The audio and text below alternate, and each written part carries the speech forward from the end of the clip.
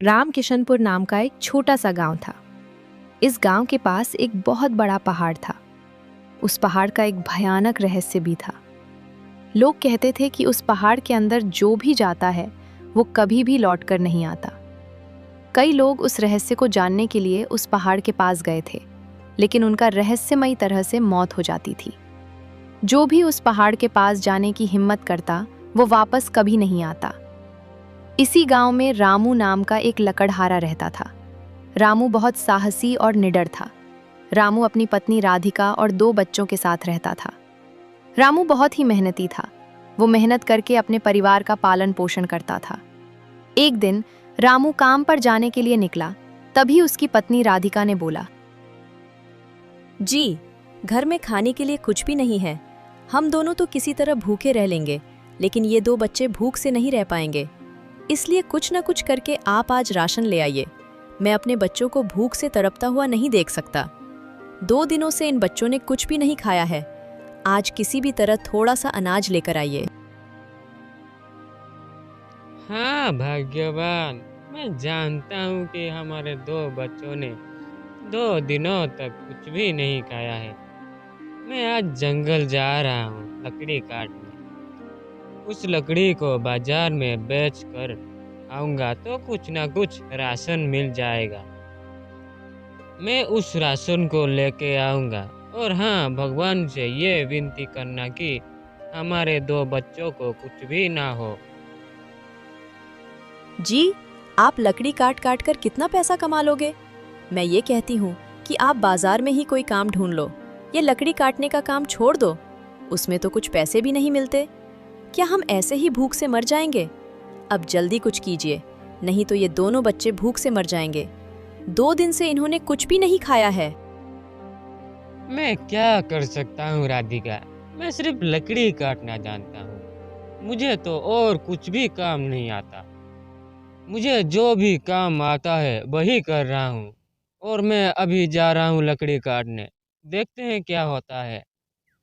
आज भगवान से प्रार्थना करो कि आज ज़्यादा लकड़ी मिल जाए और कुछ ज़्यादा पैसे मिलेगी तो उस पैसे से ज़्यादा राशन लेके आऊँगा।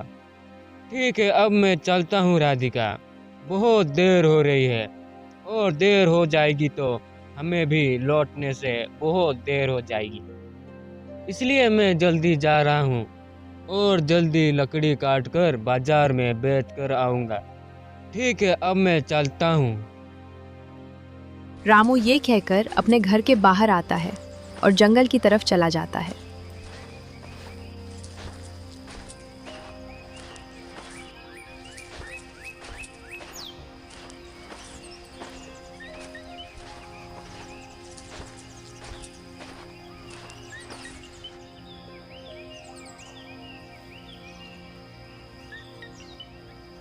कुछ ही समय में रामू जंगल पहुंच जाता है और इधर-उधर देखने के बाद उसे एक सूखा और मोटा पेड़ मिलता है।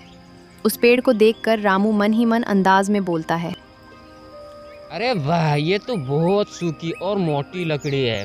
मैं इसे ही काट कर बाजार में ले जाऊंगा तो इसे देखकर ग्राहक बहुत खुश होंगे क्योंकि सूखी और मोटी है। मैं इसे ही काट कर बाजार में बेचने ले जाऊंगा। रामू ये कहकर पेड़ काटने लगता है। कुछ ही समय हुआ था कि वो बहुत सारी लकड़ियां इकट्ठा कर लेता है और बाजार की तरफ जाने लगता है। जाते जाते वो मन में बोलता है, अरे बाप रे, ये तो बहुत मोटी है। मैं तो इसे उठाकर भी नहीं ले जा पा रहा हूँ। भगवान करे इस लकड़ी का अच्छी कीमत मिले तो घर के लिए ज़्यादा राशन लेकर जाऊंगा। मेरे 2 बच्चों ने कुछ भी नहीं खाया है। आज जब मैं उस लकड़ी को बेचकर घर जाऊंगा तो राशन के साथ साथ मिठाई भी लेके जाऊंगा क्योंकि बहुत दिन हो गए हैं मेरे बच्चों ने एक भी मिठाई खाया ही नहीं। तो मैं जब घर जाऊंगा तो मिठाई लेके जाऊंगा और मेरे 2 बच्चों मिठाई देख के बहुत खुश होंगे। रामू ये कहकर बाजार की ओर जाने लगता है। कुछ समय बाद रामू बाजार पहुंच जाता है।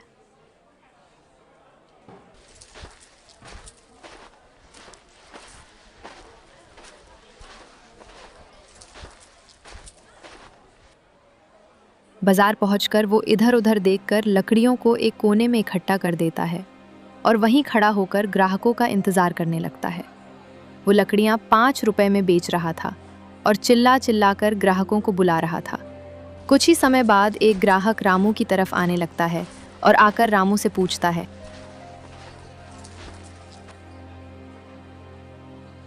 अरे भैया, ये लकड़ियाँ कितने के दे रहे हो और सूखी है कि नहीं?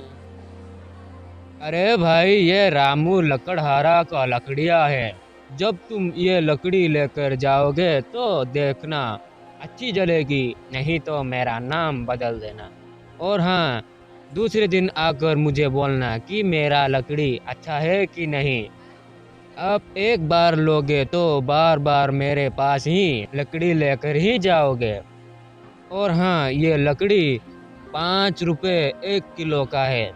तो भाई क्या करूं, आपके लिए बांधूं या नहीं? हाँ हाँ, ठीक है ठीक है, मुझे 2 किलो लकड़ियाँ बांध दो और ये रहा तुम्हारा पैसा। और हाँ, मैं ये लकड़ियाँ लेके जा रहा हूँ, लेकिन ये लकड़ियाँ सूखी नहीं हुई तो मैं तुम्हें कल देख लूँगा। हाँ ठीक है, अब मैं जा रहा हूँ।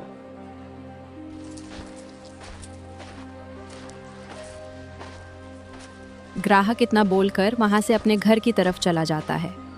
इधर रामू बहुत खुश हो जाता है क्योंकि उसके पास कुछ पैसे आ जाते हैं। वो फिर से ग्राहकों का इंतज़ार करने लगता है क्योंकि उसकी लकड़ियां अभी ख़त्म नहीं हुई थीं। इसी तरह इंतज़ार करते करते काफ़ी देर हो जाती है।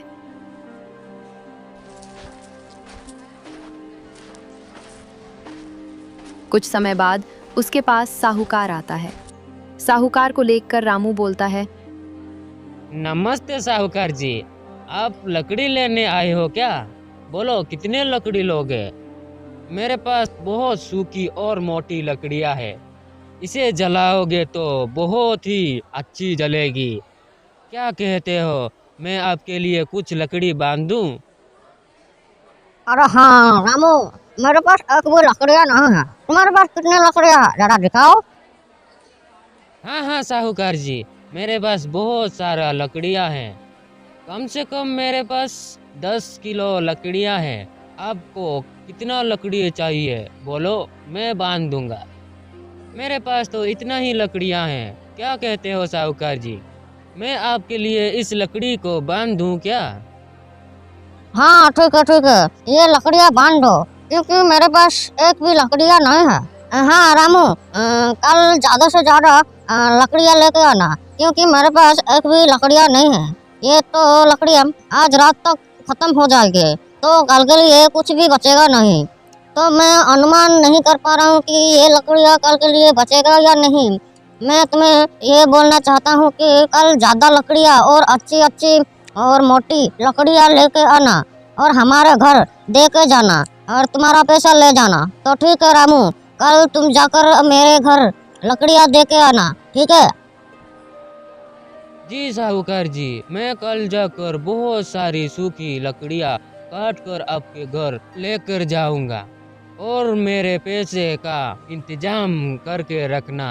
और हाँ, ये लकड़ियाँ 10 किलो हुआ है तो तुम्हारा पैसा 50 रुपया हुआ है। आप चिंता मत करो साहूकार जी, मैं आपका लकड़ी शाम तक पहुंचा दूंगा।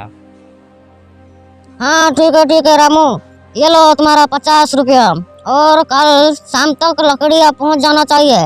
रामू चलो अब मैं चलता हूँ। हाँ रामू, कल याद करके हमारे घर लकड़ियाँ पहुँच जाना चाहिए।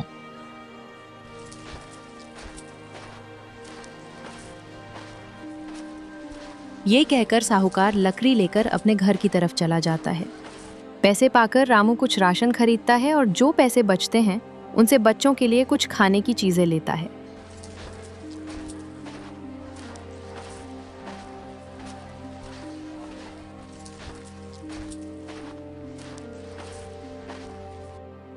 घर पहुंचते ही राधिका जब राशन देखती है तो बहुत खुश हो जाती है। राधिका खुश होकर रामू से बोलती है, अरे जी, आप सच में राशन लेकर आ गए? हे भगवान, आज तो हमारे बच्चे भूखे पेट नहीं सोएंगे। आप यही बैठिए, मैं अभी कुछ खाना बनाती हूँ। फिर साथ में खाएंगे। राधिका रामू के हाथ से राशन की थैली लेकर अंदर चली जाती है। कुछ ही समय बाद खाना बनाकर राधिका अपने पति और बच्चों को खाना देती है। सब खाना खाकर सो जाते हैं। दूसरे दिन सुबह जब रामू लकड़ियां काटने जा रहा होता है, तभी रास्ते में उसे एक व्यक्ति मिलता है। वो व्यक्ति और कोई नहीं, उसका दोस्त मोहन होता है। मोहन इतनी सुबह सुबह रामू को लकड़ियां काटने जाता देखकर उससे पूछने लगता है, अरे रामू भैया, आज इतनी सुबह सुबह कहाँ जा रहे हो? और हाँ, ये कुल्हाड़ी लेकर कहाँ जा रहे हो? अरे मोहन भैया, कल साहूकार ने बोला था कि उनका एक भी लकड़ी नहीं है, इसलिए मुझे बोला था कि आज शाम तक लकड़ियाँ पहुंच जाना चाहिए। इसलिए सुबह सुबह मैं लकड़ी काटने जा रहा हूँ। शाम तक मैं साहूकार के घर लकड़ी पहुंचा दूंगा। मुझे कुछ पैसे मिलेगी तो मैं उस पैसे से घर के लिए कुछ राशन लेके जाऊंगा। मेरे घर में कुछ भी नहीं है खाने के लिए। कल कुछ पैसे मिले थे लकड़ी बेचकर, उस पैसे से कल के लिए राशन लेके गया था और आज खाने के लिए कुछ भी नहीं है, इसलिए मैं साहूकार के घर लकड़ी पहुंचाने जा रहा हूँ, तो कुछ पैसे मिल जाएगी। अरे ऐसी बात है क्या? रामू भैया, आपको पता है कि हमारे इस जंगल के कुछ दूर पर एक रहस्यमय पहाड़ है। लोग कहते हैं कि उस पहाड़ में बहुत सारा सूखी और मोटी लकड़ियां हैं, तो वहाँ पर तुम्हारे लिए कुछ काम का चीज मिल जाएगी। और हाँ, ध्यान रखना, लोग भी ऐसा कहते हैं कि वहाँ पर कोई जाता तो कभी वापस नहीं आ पाता। मैं किसी को भी ये बात नहीं बताया था। तुमने बताया कि तुमको बहुत पैसे की ज़रूरत है, इसीलिए मैं तुम्हें बता रहा हूँ। पहाड़ के पास एक रहस्यमय गुफा है, वहाँ पर बहुत सारा धन इकट्ठा हुआ है। मैं तो कभी नहीं वहाँ पर गया हूँ, तो मैं ये तुम्हें बता रहा हूँ कि तुम्हारे लिए कुछ काम का चीज़ मिल जाएगा वहाँ पर, इसलिए मैं तुम्हें बताया। मैं भी वहाँ जाने के लिए बहुत कोशिश कर रहा था, लेकिन मैं कभी नहीं जा पाया, इसलिए मैं आपको ये बता रहा हूँ कि शायद आपको कुछ उस रहस्यमय गुफा तक रास्ता मिल जाए तो तुम्हारा भाग्य ही बदल जाएगा। और हाँ, तुम्हें वो रहस्यमय गुफा मिलेगी तो मुझे तो कुछ ना कुछ देना। ठीक है रामू भैया, अब मैं चलता हूँ। और हाँ रामू भैया, खुद का ध्यान रखना। ठीक है रामू भैया। अरे नहीं मोहन भैया, वो धन मेरा नहीं है, तो मैं ये धन लेकर क्या करूँगा? मैं तो एक लकड़हारा हूँ, मैं सिर्फ लकड़ी काटना जानता हूँ। लकड़ी काट कर हम दिन गुजारेंगे। मैं उस धन को नहीं ले जा पाऊंगा क्योंकि वो धन मेरा नहीं है। उन दोनों की बातें राधिका भी सुन लेती है। वो कुछ नहीं बोलती, बस चुपचाप दोनों की बातें सुनती रहती है। ठीक है मोहन भैया, मैं अभी जा रहा हूँ, मुझे बहुत देर हो रही है और साहूकार ने जल्दी लाने के लिए बोला था, इसलिए मैं जा रहा हूँ।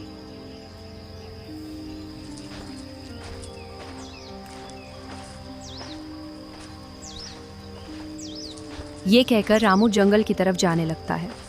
जंगल पहुंचकर वो देखता है कि एक बहुत बड़ा पेड़ है, लेकिन वो सूखा नहीं था, इसलिए वो सूखी लकड़ियां ढूंढते ढूंढते एक और पेड़ के पास पहुंच जाता है।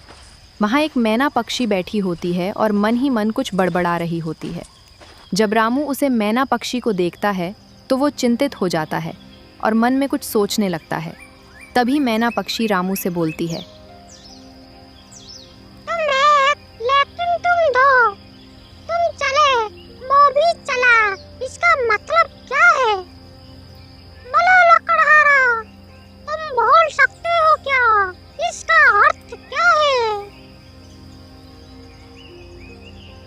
अरे अरे, ये मैना पक्षी कैसे बोल रहा है? अरे मैं कोई सपना देख रहा हूँ या ये कोई हकीकत है? मैं आज तक कोई पक्षी को बोलते हुए कभी नहीं देखा। मैं आज इस पक्षी को बोलते हुए पहली बार मैं देख रहा हूँ। अरे अरे, ये सच है या सपना? अरे लकड़हारा, ये हकीकत है, कोई सपना नहीं है। मैं एक रहस्यमय पक्षी हूँ। तुम बोल सकते हो क्या कि तुम एक लेकिन तुम दो, तुम चले वो भी चला। इसका मतलब क्या है? बोलो लकड़हारा, तुम बोल सकते हो क्या? मैना पक्षी को बोलते हुए देखकर रामू की हालत खराब हो जाती है। वो डरते हुए बोलता है, अरे अरे, कौन हो? कोई राक्षस या कोई दानव हो? मुझे माफ कर दो। मेरे से कोई गलती हो गई तो मुझे माफ कर दो। माफ कर दो। मेरे 2 बच्चे हैं और मेरी बीवी है। वो सब अनाथ हो जाएंगे, मेरे बीवी और बच्चे। मुझे मत मारो, मुझे मत मारो। अरे लकड़हारा, तुम मुझसे डरो मत। मैं तुम्हें कुछ नहीं करूँगा, लेकिन तुम मुझे इस पहेली का जवाब दे दोगे तो ढेर सारा सोना दे सकता हूँ। बोलो, क्या तुम मेरी पहेली का जवाब दे सकते हो? रामू मन में सोचता है, मुझे तो ये जवाब मालूम है, लेकिन क्या पता जब मैं इसका सवाल का जवाब दे दूंगा तो क्या पता ये पक्षी मुझे मार दे और कोई दानव रूप लेकर मुझे मार दे। अरे बाप रे, मैं क्या करूं? मैं इतना बड़ा गलती नहीं कर सकता। मैं इस पक्षी को कुछ बहाना बनाकर इधर से भाग जाता हूँ, नहीं तो क्या पता ये बदल जाके मुझे मार दे। क्या हुआ लकड़हारा, कौन सी बातों में खो गए हो? बताओ, तुम मेरे पहेली का जवाब दे सकते हो क्या? बताओ, मैं तुम्हें रातों रात धनवान बना दूंगा। देखो मैना पक्षी, मैं तो बहुत व्यस्त हूँ। मैं तुम्हारा प्रश्न का उत्तर अभी नहीं दे सकता। मैं कल आकर तुम्हारा प्रश्न का उत्तर दे दूंगा। अभी मेरे पास समय नहीं है। मुझे बहुत देर हो रही है। लकड़ी काटकर मेरे गांव में पहुंचाना होगा, नहीं तो मुझे वो पैसा नहीं देगा। आज लकड़ी नहीं लेके गए तो साहूकार मुझे पैसे नहीं देगा और वो मुझे नहीं छोड़ेगा।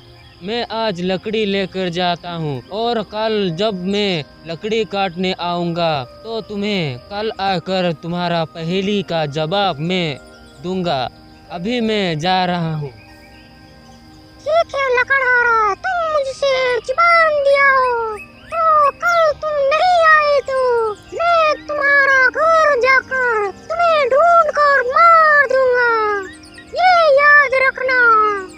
और हाँ, कल तुम इसी जगह पर आना, मुझे इस पहेली का जवाब देना, नहीं तो मैं तुम्हारा घर जाकर तुम्हारा सारा परिवार को मार दूंगा।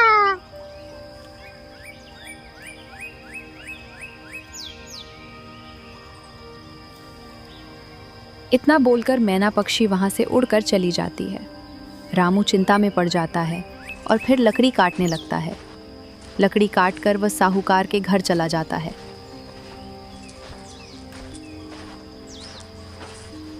साहूकार के घर पहुंचकर रामू साहूकार से बोलता है, ये लीजिए साहूकार जी, मैं आपके लिए ढेर सारा लकड़ी लेके आया हूँ। और हाँ, इस लकड़ी का कीमत 100 सोने का मुद्रा है। आप मुझे 100 सोने का मुद्रा मुझे दे दो। अब मैं घर के लिए जा रहा हूँ, क्योंकि मेरे बच्चों ने आज कुछ भी खाया होगा नहीं, इसलिए मैं उनके लिए राशन लेके जाऊंगा। ठीक है साहूकार जी, अब मेरा पैसे दे दो। हाँ ठीक है ठीक है, ये लो तुम्हारा पैसा। और हाँ, जब मेरे लकड़ियाँ खत्म हो जाएगी तो मैं तुम्हें बता दूंगा और तुम मेरे लिए लकड़ियाँ लेके आना। ठीक है रामू, अब तुम जा सकते हो। साहूकार इतना बोलकर अपने घर के अंदर चला जाता है। रामू भी अपने घर की तरफ चला जाता है।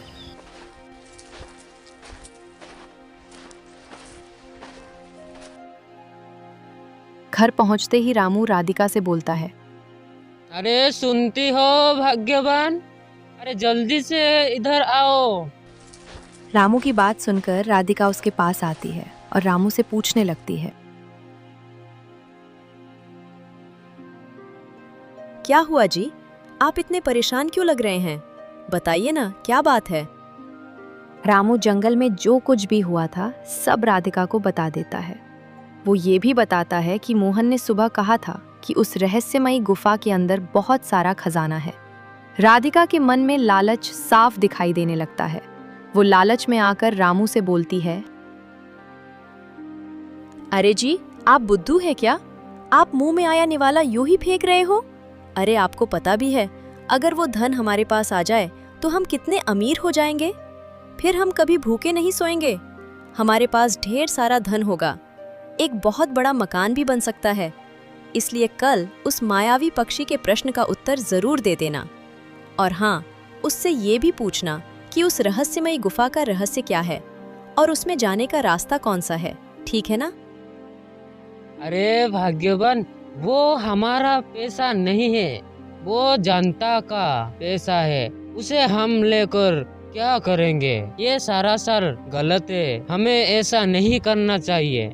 वो मैना पक्षी कोई राक्षस हुआ तो, और मैं जब उसका पहली जवाब दे दूंगा वो अपना रूप बदल कर मुझे मार दिया तो क्या तुम और हमारे बच्चों रह पाओगे? और वो हमारा परिवार को मार दिया तो क्या पता हमें क्या मुसीबत का सामना करना पड़ेगा। राधिका को लालच के अलावा और कुछ दिखाई नहीं देता। उसकी आंखों के सामने सिर्फ गुफा का पैसा और खजाना घूम रहा था। वो रामू की एक भी बात नहीं मानती और कड़वे शब्दों में बोलती है, ओ जी, मुझे कुछ भी नहीं सुनना। मुझे वो खजाना चाहिए, बस चाहिए। तुम वो खजाना लेकर आओ, मैं और कुछ नहीं जानती। रामू बहुत समझाने की कोशिश करता है, लेकिन राधिका नहीं मानती। उसे सिर्फ पैसा चाहिए होता है। आखिरकार रामू मजबूर होकर उसकी बात मान लेता है। दूसरे दिन सुबह राधिका रामू से ये बोलती है, हाँ जी, आपको याद है ना, कल मैंने आपसे क्या कहा था? जल्दी जल्दी जाओ और वो खजाना लेकर आओ। मुझे वो खजाना हर हाल में चाहिए। और हाँ, मोहन को इस बात का पता नहीं चलना चाहिए, क्योंकि वो पहले से जानता है कि उस रहस्यमयी गुफा में खजाना छुपा है। तुम जल्दी जाओ, खजाना ले आओ, नहीं तो मोहन भैया पहले ही वहां पहुंच जाएंगे।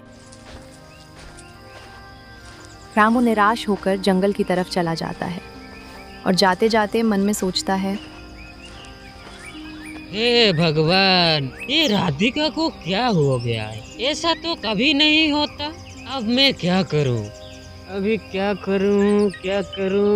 इसका ठीक क्या करूं? ठीक है, हाँ मैं चलता हूँ, जाकर देखता हूँ क्या होगा। ये कहकर रामू उसी पेड़ के पास पहुंच जाता है। पेड़ के पास पहुंचकर वो देखता है कि वही मैना पक्षी डाली पर बैठी हुई है। जैसे ही रामू पेड़ के पास पहुंचता है, मैना पक्षी उससे पूछने लगती है, क्या तुम्हें मेरी पहेली का उत्तर मिल गया? चलो बताओ, क्या है मेरे इस पहेली का उत्तर? हाँ, मुझे तुम्हारा पहेली का जवाब मालूम है, लेकिन मेरा एक शर्त है। तुम मुझे उस रहस्यमय गुफा तक पहुंचा दो और मैं तुम्हारा प्रश्न का उत्तर दे दूंगा। क्या तुम जानते हो उस रहस्यमय गुफा तक रास्ता? बहुत शातिर हो लकड़हारा। मैं जानता हूँ कि उस रहस्यमय गुफा तक रास्ता, और हाँ, मैं गुफा तक पहुँचा दे सकता हूँ और तुम्हें तुम्हारा रहस्य वहाँ पहुँचकर तुम्हें पता चलेगा। तो ठीक है, मैं तुम्हारा प्रश्न का उत्तर अभी नहीं दूंगा। तुम मुझे उस रहस्यमय गुफा तक पहुंचा दो, तभी मैं तुम्हारा प्रश्न का उत्तर दूंगा। अरे लकड़हारा, तुम मेरे से डर नहीं लगता? मैं यही तुम्हें मार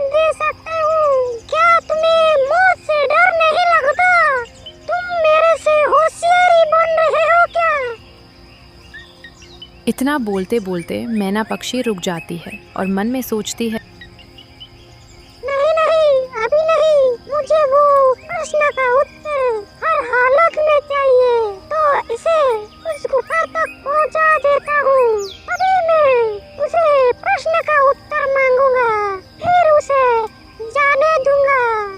तो ठीक है, मैं तुम्हें उस रहस्यमय गुफा तक पहुंचा दूंगा, तभी मेरे प्रश्न का उत्तर देना, ठीक है? हाँ हाँ ठीक है, मैं तुम्हारा प्रश्न का उत्तर वहाँ दूंगा। तुम सिर्फ मुझे उस गुफा तक पहुँचा दो। मैं उस गुफा तक पहुँच जाऊँ तो तुम्हारा प्रश्न का उत्तर वहीं दे दूंगा। ठीक है, अब चलो, लेके चलो मुझे उस गुफा तक। और हाँ लकड़हारा, तुम एक बात याद रखना, मुझसे होशियारी करोगे तो तुम इधर से जिंदा बचकर जा नहीं पाओगे। ठीक है, अब मेरे पीछे पीछे आओ।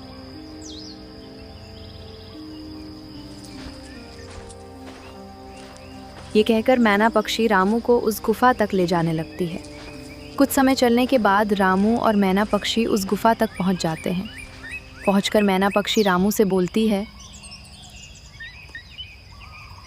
अरे लकड़हारा, ये देख रहे हो ना, ये रहा वो रहस्यमय गुफा तुम जिसके बारे में बोल रहे थे, ये रहा वो रहस्यमय गुफा। अब तुम मेरे प्रश्न का उत्तर दो, तुम एक लेकिन तुम दो, तुम चले वो भी चला, इसका मतलब क्या है?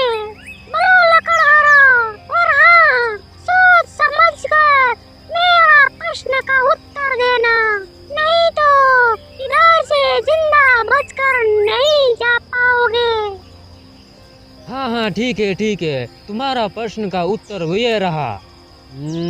हाँ, वो प्रश्न का उत्तर है एक साया। बोलो मैना पक्षी, मैंने सही बोला कि नहीं? सही उत्तर दिया लकड़हारा, तुम्हारा धन्यवाद, तुम्हारी वजह से मैं अब अपने असली रूप पर आ पाऊंगा। ये कहते कहते मैना पक्षी के अंदर से चमकदार रोशनी निकलती है और देखते ही देखते वो एक राजकुमार में बदल जाती है। रामू ये देखकर चौंक जाता है और उस महाराज से पूछने लगता है, अरे ये क्या हो रहा है? तुम अभी एक पक्षी थे, अब राजकुमार में कैसे बदल गए? बोलो, तुम कोई राक्षस नहीं हो तो? अरे नहीं लकड़हारा, तुम मुझसे डरो मत, मैं तुम्हें कुछ नहीं करूँगा, मैं एक इंसान हूँ। अरे मैं कैसे मानूं कि तुम कोई इंसान हो? अभी तुम पक्षी थे और देखते देखते तुम एक इंसान में बदल गए, तो बोलो मैं कैसे मानूं कि तुम एक दानव नहीं हो? अरे लकड़हारा, मैं कोई दानव नहीं हूँ, मैं एक इंसान हूँ। मुझे एक साधु बाबा ने अभिशाप दिया था, जिसके कारण मैं एक रहस्यमय पक्षी में बदल गया था। अब मैं आजाद हूँ तुम्हारी वजह से। धन्यवाद लकड़हारा, तुम्हारा बहुत बहुत धन्यवाद। ओहो, ऐसा है क्या? तो मुझे बोलो कि तुम्हारे साथ क्या हुआ था? तुम्हें वो साधु बाबा ने क्यों अभिशाप दिया था? इतना बोलकर रामू राजकुमार की तरफ देखने लगता है। राजकुमार कुछ बोलने वाला ही था कि तभी, दोस्तों, अगर ऐसी मज़ेदार और रहस्यमयी कहानी देखना चाहते हो तो हमारे ओनली एगल टून चैनल को सब्सक्राइब करो। मीठे मीठे कमेंट और लाइक ज़रूर करना ताकि हम आपके लिए और भी मज़ेदार कहानियाँ ला सकें। धन्यवाद।